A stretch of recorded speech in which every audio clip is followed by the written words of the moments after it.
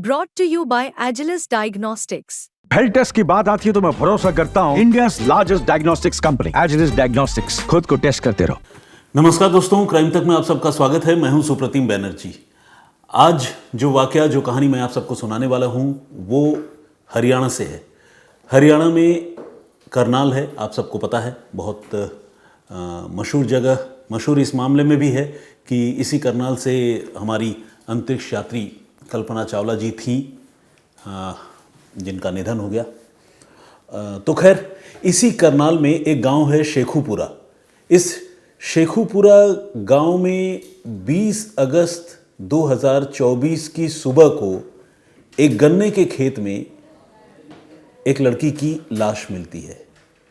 लाश, जो उसका धड़ था वो तो तकरीबन सही सलामत था, लेकिन उस लाश का चेहरा जो है वो कातिल ने बुरी तरह से बिगाड़ दिया था। कोई ऐसी चीज़ उसमें डाल दी थी चेहरे में जिससे वो चेहरा म्यूटिलेटेड हो गया था। आप बोलचाल की भाषा में कह सकते हैं कि सड़ गल गया था। तो खैर, पुलिस ने इस डेड बॉडी को रिकवर किया। जब गांव वालों ने इसके बारे में खबर दी, पुलिस पहुंची, डेड बॉडी को रिकवर किया। और इसके साथ ही पुलिस ने आसपास के लोगों से पूछा कि क्या उन्होंने इस मरने वाली लड़की को कहीं देखा है, इससे पहले कहाँ की रहने वाली है। तो पूरे गांव के लोगों ने उस लड़की को पहचानने से मना किया। और गांव वालों का मना करना इस बात का सबूत था कि वो लड़की कम से कम उस शेखुपुरा गांव की तो रहने वाली नहीं थी। पुलिस ने अब अपनी जांच आगे बढ़ाई। सबसे पहले उस डेड बॉडी की कई सारे एंगल्स से पुलिस ने तस्वीरें ली, सीन ऑफ क्राइम की तस्वीरें ली, और इन तस्वीरों को कुछ व्हाट्सएप ग्रुप्स पे पुलिस ने फ्लोट करना शुरू किया ताकि मरने वाली लड़की की पहचान हो सके और ये पता चल सके कि अगर ये लड़की जो है आसपास के किसी इलाके की है तो कब से गायब है, क्या उसकी गुमशुदगी की कोई रिपोर्ट उसके घर वालों ने दर्ज कराई है या नहीं कराई है। तो पुलिस इस एफर्ट में लगी हुई थी। इस बीच उस बॉडी का पोस्टमार्टम किया गया। जब बॉडी का पोस्टमार्टम हुआ तो ये क्लियर हो गया कि उस लड़की की हत्या किसी गमछा या कपड़े जैसी किसी चीज़ से गला घोंट कर की गई है। यानी ये मामला स्ट्रैंगुलेशन का था और मर्डर का था, और लाश को वहाँ फेंकने से पहले उसके चेहरे को काफ़ी हद तक बिगाड़ने की कोशिश भी की गई थी। तो खैर, पुलिस की कोशिश चलती रही और काफ़ी कोशिश करने के बावजूद जो आसपास के इलाके हैं, उन इलाकों के किसी भी पुलिस स्टेशन में पुलिस को इस एज ग्रुप की कोई लड़की की गुमशुदगी की रिपोर्ट हाल के दिनों में दर्ज होने की खबर नहीं मिल पाई। और इससे ये पता चला कि ये जो लड़की है वो या तो कहीं दूर दराज की रहने वाली है, या फिर ऐसा हो सकता है कि घर वालों को उसकी गुमशुदगी की खबर ना हो। तो कुल मिलाकर इन्वेस्टिगेशन में पुलिस को शुरुआती तफ्तीश में कोई ख़ास मदद नहीं मिल पाई। अब पुलिस ने तय किया कि वो टेक्निकल एविडेंस के साथ साथ कुछ मुखबिरों से भी बातचीत करेगी और ये जानने समझने की कोशिश करेगी कि आखिर ये लड़की कौन है। तो पुलिस की कोशिश चलती रही। पुलिस ने उस इलाके के सीसीटीवी फुटेज निकलवाए। अब आप समझ सकते हैं कि डेड बॉडी जो है वो गन्ने के खेतों में पड़ी है और ग्रामीण इलाके में पड़ी है, तो गन्ने के खेतों में तो कोई सीसीटीवी कैमरा लगा नहीं होगा। लेकिन हाँ, आजकल हरियाणा, पंजाब जैसे जो विकसित राज्य हैं, उन राज्यों के गाँवों में भी बहुत सारा सीसीटीवी कैमरे का कवरेज है। और कई सारे गांव तो ऐसे हैं जिनमें मतलब तकरीबन हर गली में सीसीटीवी कैमरे लगे हुए हैं। और मैं तो रहा हूं पंजाब में, गांव ऐसे हैं जो गांव लगते भी नहीं हैं, शहर ही लगते हैं।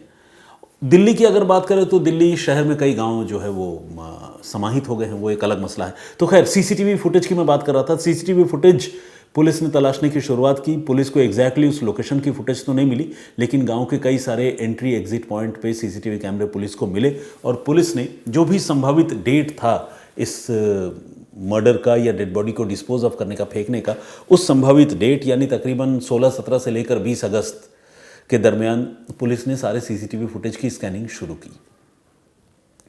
इस कोशिश में पुलिस को कुछ लीड मिली, कुछ कामयाबी मिली। पुलिस को दिखा कि दो लोग एक बाइक पर कोई गठरी जैसी चीज़ लेकर उस गांव की तरफ जा रहे हैं, और बाद में पुलिस ने देखा कि वो दोनों लोग बाद में उस गठरी के बगैर जो है वो वापस भी आ रहे हैं। तो पुलिस को कुछ सीसीटीवी तस्वीरें इस मामले में मिली ज़रूर, लेकिन जो शुरुआती तस्वीरें थी वो कुछ ब्लरी थी, और जो भी लोग उस बाइक में गठरी लेकर जा रहे थे, उस आदमी की पहचान, उन लोगों की पहचान जो है उस सीसीटीवी फुटेज से फौरी तौर पर मुमकिन नहीं हो पा रही थी। अब पुलिस ने उस इलाके का डंप डेटा कलेक्ट किया। डंप डेटा यानी एक पर्टिकुलर टाइम फ्रेम में किसी एक पर्टिकुलर लोकेशन पर कितने सारे मोबाइल फ़ोन उस किसी एक टावर से कनेक्टेड हैं और एक्टिव हैं, ये पता करना। तो उस डंप डेटा में पुलिस को फिर फिल्टर करना होता है कि कौन से सस्पेक्टेड नंबर्स हैं और कौन से नंबर ऐसे हैं जिन पर कोई शक नहीं है, जो उसी टावर के ही नंबर हैं या उसी लोकेलिटी में उन मोबाइल के धारकों की रिहाइश है। तो इस तरह से पुलिस को फिल्टर भी करना पड़ता है। तो खैर पुलिस ने डंप डेटा निकाला। सीसीटीवी फुटेज पुलिस के पास थी ज़रूर, लेकिन बहुत क्लियर नहीं थी। अब पुलिस ने कुछ मुखबिरों से भी बातचीत की और इन फुटेजेस को भी दिखाया। मुखबिर आमतौर पर आप जानते हैं काफ़ी एक्टिव होते हैं और खुफिया तरीके से ही सही, उनके पास जानकारियाँ होती हैं लोगों के बारे में, वो नज़र रखते हैं क्योंकि वो काम ही यही करते हैं। और इस तरह से ह्यूमन इंटेलिजेंस और टेक्निकल इन्वेस्टिगेशन की मदद से पुलिस को मरने वाली लड़की की पहचान पता चल गई। ये पता चला कि ये लड़की जो है वो पूजा कुमारी है और वो करनाल की ही रहने वाली है, लेकिन शेखुपुरा से दूर एक दूसरी लोकेलिटी में रहती है। पूजा कुमारी जहाँ रहती थी, अब पुलिस की टीम वहाँ पहुँची, लेकिन पुलिस को तब वहाँ जाकर झटका लगा जब पुलिस ने देखा कि वो मकान बंद है जहाँ पूजा रहा करती थी। पुलिस ने उस मकान के मालिक से बातचीत की क्योंकि पूजा कुमारी किराए पर रहती थी। तो पता चला कि पूजा यहाँ अकेली नहीं बल्कि अपने पति के साथ रहती थी, अपने पार्टनर के साथ रहती थी। और तकरीबन पिछले कुछ दिनों से जब पुलिस ने आइडेंटिफाई किया पूजा को और उसके घर पहुंची, तो पता चला कि पिछले कुछ दिनों से न तो पूजा है और न ही उसका पति यहाँ पर है, घर में ताला लगा हुआ है। तो जो मकान मालिक है उसको भी इसके बारे में कोई जानकारी नहीं थी। अब पुलिस ने उस मकान की भी तलाशी ली मकान मालिक के मदद से, और तलाशी लेने के बाद पुलिस इस नतीजे पर पहुंची कि शायद कोई अनहोनी इसी मकान में हुई है, जिसके बाद से पूजा और उसका पति दोनों गायब हैं। अब सवाल यह है कि उसका जो पति है वो कौन है, उसका क्या नाम है और वो कहाँ गायब है। पुलिस को अब ये पता करना था, क्योंकि इसके दो मतलब हो सकते थे। या तो पूजा की तरह उसके साथ भी कोई हादसा हुआ हो, वो भी किसी कातिल का शिकार बन गया हो, या फिर कहीं पूजा के कत्ल में उसी का हाथ न हो। तो खैर उसके पति की भी पहचान हुई। उसका नाम संजीत रजक था, और संजीत रजक और पूजा ये दोनों मूल रूप से बिहार के रहने वाले थे, बेगूसराय के।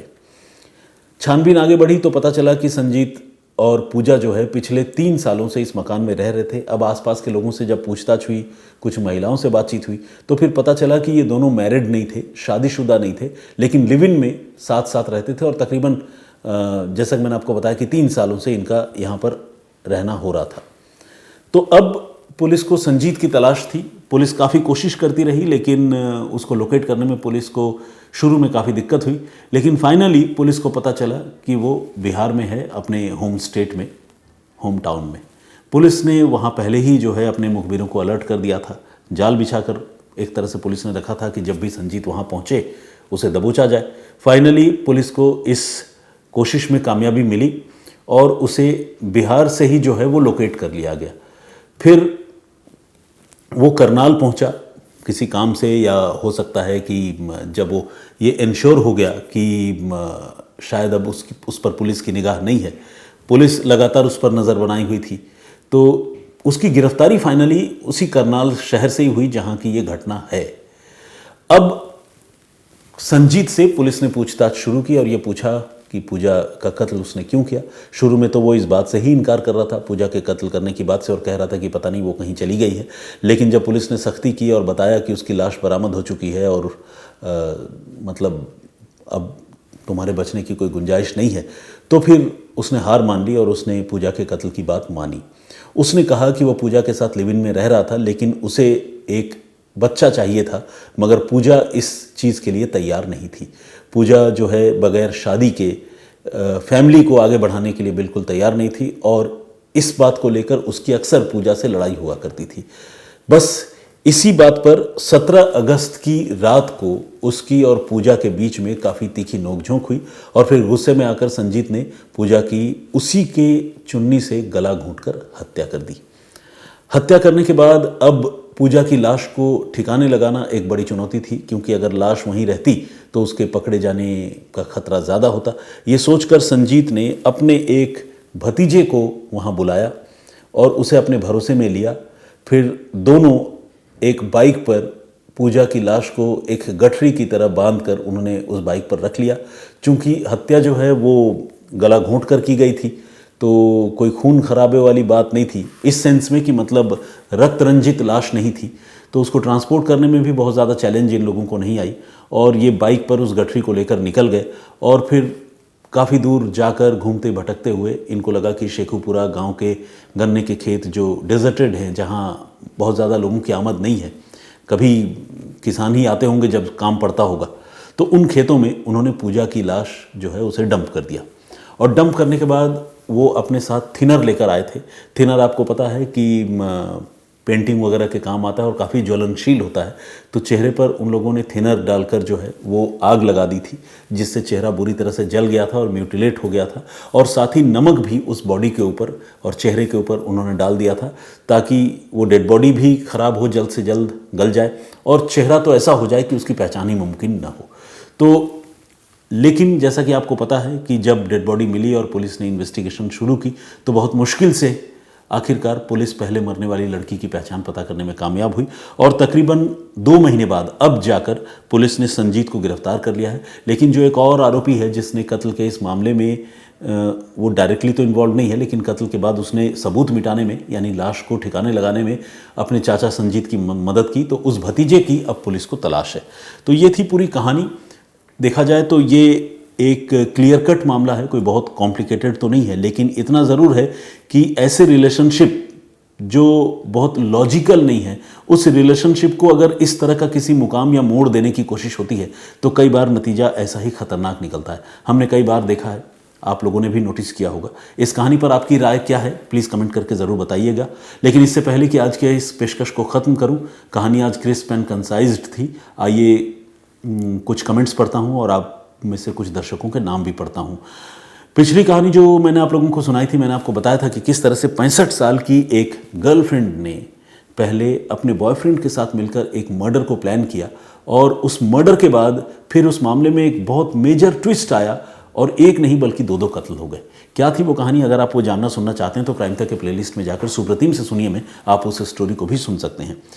योगा विथ विकास के नाम से हमारे एक दर्शक हैं, उन्होंने ये कहा है कि वाकई इंसान जो है वो लस्ट में, या जिसे कहते हैं ना कि काम वासना में इतना अंधा हो गया है कि वो अजीबोगरीब हरकतें आजकल करने लगा है। बिल्कुल आपकी बात सही है। इस तरह के बहुत सारे केसेस आते हैं जिसमें इंसान उस तरह के रिश्तों को भी अंजाम तक पहुंचाने की कोशिश करता है जिस तरह के रिश्ते आमतौर पर जो है वो समाज से भी स्वीकार्य नहीं होते और कोई बहुत लॉजिकल भी नहीं होते। विजेंद्र सिंह जी हमारे दर्शक हैं, रेगुलर लिसनर हैं, थैंक यू वेरी मच। उन्होंने भी कमेंट किया है। प्रकाश पी का कमेंट है कट्टर हिंदू के नाम से, योर फोन नोटिफिकेशन में डिस्टर्बिंग योर स्टोरी। बिल्कुल ये 1-2 बार कभी कभार हो जाता है कट्टर हिंदू भाई साहब, लेकिन अब क्या किया जाए, मतलब गलती थी वो मेरी, I am sorry for that. Pradeep Bhambu ji ने भी कमेंट किया है, जैसे आज मैंने साइलेंट कर रखा है। राजस्थान से है, हनुमानगढ़ से हमारे रेगुलर लिसनर है, बहुत स्वागत है आपका। कलयुग है भाई, रेखा भट्ट ने लिखा है। होमी राय जी ने लिखा है, thank you sir for your story. Ranjit Singh इन्होंने लिखा है कि सर पंजाब के बारे में कुछ बोलिए। आज तो खैर मैंने पंजाब के बारे में थोड़ा बहुत कहा ही, मैं पंजाब में रहा हूँ तो पंजाब की यादें जो है हमेशा मेरे जहन में रहती हैं और पंजाब वाकई एक बहुत ही शानदार जगह है, मतलब और पंजाबी लोगों के तो क्या कहने। ट्रैवल बॉय बापी के नाम से एक आईडी है, इन्होंने भी मुझे जो है जिसे कहते हैं डांट लगाई है और सीख दी है कि मोबाइल फ़ोन साइलेंट पे रखा करो प्लीज़। सॉरी बापी, आगे से ख्याल रखूँगा। सोनू मोहम्मद इन्होंने कहा है कि मैं प्लीज़ उनका नाम लूँ, वो अच्छा उन्होंने सोनू मोहम्मद के नाम से तो आईडी है लेकिन उनका नाम कैफ है, तो बहुत बहुत स्वागत कैफ साहब।